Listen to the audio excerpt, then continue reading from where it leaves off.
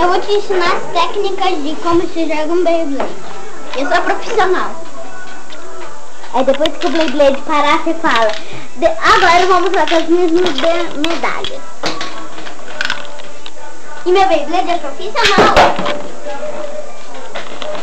Ô Serginho, a câmera dá pra escutar o que você tá falando? Dá.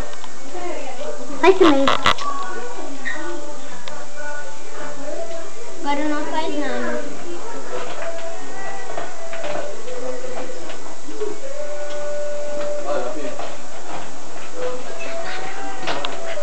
Eu vou pegar essa medalha quando ele parar. Tá parando. Eu já vou pegando? Não. Não precisa. Não. Você tá parando. Mete o dedo lá pra parar. Aí você fala, agora eu vou mostrar minhas medalhas. Agora eu vou mostrar minhas medalhas. Deixa eu me filmando. Tá me filmando? Já. Todas as minhas medalhas de um campeonato de Beyblade.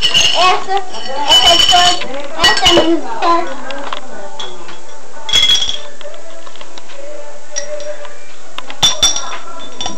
Essa é a mais sorte de todas. Essa é a mais sorte mesmo. Mais sorte de todas do mundo.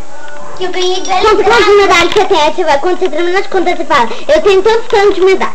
Eu tenho uma medalha, 2 medalhas, 3 medalhas, 4 medalhas, 5 medalhas, 6 medalhas. Aí você fala, tchau, tchau, um beijo para todos. Amanhã a gente se vê. Tchau, tchau, um beijo para todos. Amanhã a gente se vê. Tchau, tchau.